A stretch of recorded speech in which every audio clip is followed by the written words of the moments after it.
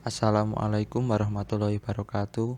Kami ingin mempresentasikan hasil diskusi kelompok kami tentang vertikal boundaries yang beranggotakan satu Nela Atalia NPM 0126, yang kedua Nungki Dimas NPM 0124, yang ketiga Sutriyono NPM 0118, yang keempat Chandra Dwi Hidayati NPM 0151.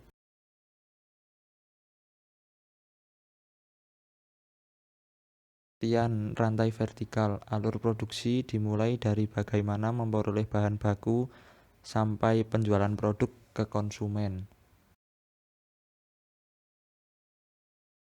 Keputusan dalam rantai vertikal dibagi menjadi dua, yaitu membeli dan membuat sendiri. Yang pertama, membeli. Tentu saja ada keuntungan dan beban. Keuntungannya yaitu perusahaan rekanan telah mencapai economies of scale. Perusahaan rekanan telah terbiasa dengan nilai kedisiplinan pasar yang berkaitan dengan efisiensi dan inovatif. Bebannya yaitu kemungkinan bisa jadi kebocoran informasi rahasia dari perusahaan.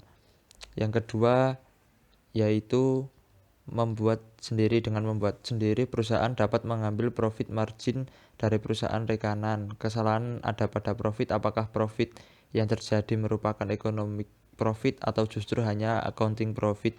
Dengan membuat sendiri, perusahaan terhindar dari risiko biaya input yang tinggi. Yang ketiga yaitu kerahasiaan sangat terjamin.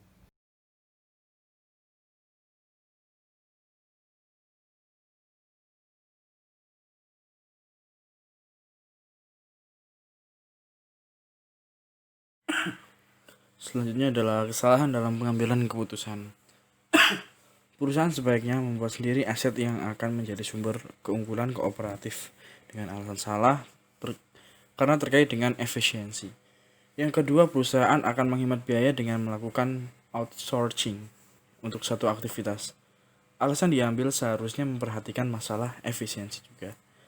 Yang ketiga, dengan membuat sendiri, perusahaan dapat mengambil profit margin dari perusahaan rekan. Kesalahan ada pada profit. Apakah profit yang terjadi merupakan economic profit atau justru hanya accounting profit? Yang keempat, dengan membuat sendiri, perusahaan terhindar dari risiko biaya input yang tinggi. Keadaan ini masih belum pasti, ada kemungkinan dengan membuat sendiri, perusahaan juga terkena biaya yang tinggi.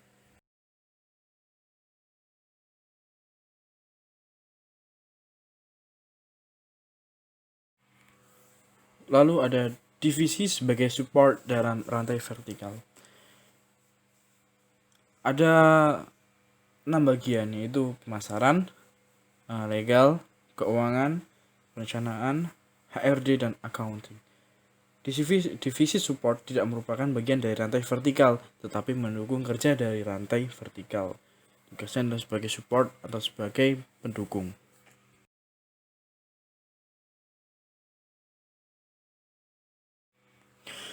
Lalu ketika memilih pembeli, hal yang perlu diperhatikan adalah keuntungan dan beban.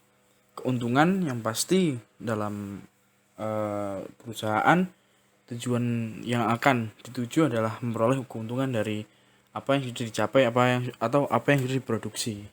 Ini menjadi pertimbangan apakah nanti saat kita berusaha untuk menjual kita mendapatkan keuntungan atau mendapat kerugian. Lalu yang kedua ada beban. Beban yang di sini dimaksud adalah suatu hal yang sekiranya dapat membebani atau merepotkan dalam perusahaan. Lalu oleh karena itu, ketika memilih pembeli, jangan sampai malah kita sendiri yang merasa terbebani. Masih lanjut penjelasan dari yang tadi. Yang pertama adalah keuntungan. Perusahaan rekanan telah mencapai economies of scale. Kedua, perusahaan rekanan telah terbiasa dengan nilai kedisiplinan pasar yang berkaitan dengan efisiensi dan inovatif. Lalu yang kedua ada beban. Beban di sini adalah ada pengordinasian atau kemungkinan terjadi kebocoran informasi rahasia yang dapat merugikan perusahaan tentunya, dan ada transaction cost. Alasan memilih membuat karena 1. Koordinasi yang buruk. Saat kita membeli, maka kemungkinan masalah yang akan ada adalah koordinasi yang buruk. Kedua, hubungan dengan rekanan. Memudahkan perusahaan karena mempunyai tujuan dan keinginan yang sama. Ketiga, menghindari transaction cost. Keempat, kesulitan dalam perjanjian kontrak.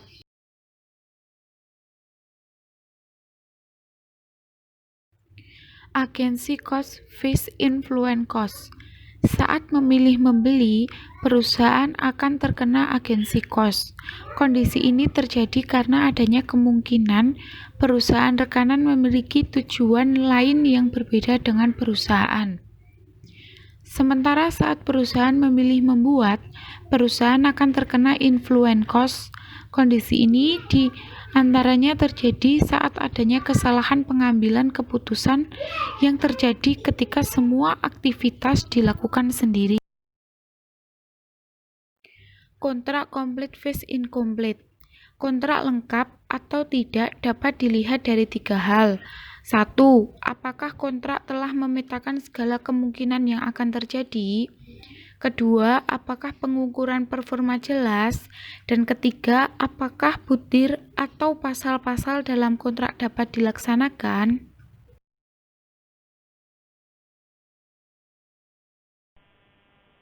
Penyebab kontrak tidak lengkap. 1. Bounded rationality. A. Keterbatasan kapasitas dalam memproses informasi, menghadapi masalah yang kompleks, mengejar tujuan yang rasional. B. Tidak bisa melihat semua kemungkinan. 2. Pengukuran performa sulit. Adanya ambiguitas dalam mengukur suatu performa. 3. Informasi asimetris. Pihak pertama dan kedua mempunyai akses yang tidak seimbang dalam mencari suatu informasi.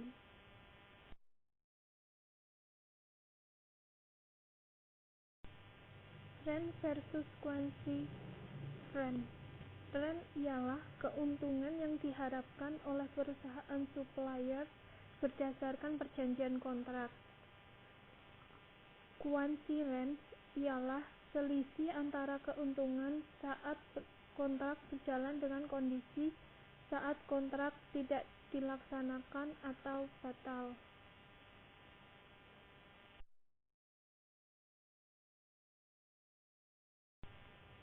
Hold up problem, permasalahan dalam kontrak yang dapat meningkatkan biaya transaksi karena adanya pelanggaran dari salah satu atau kedua belah pihak.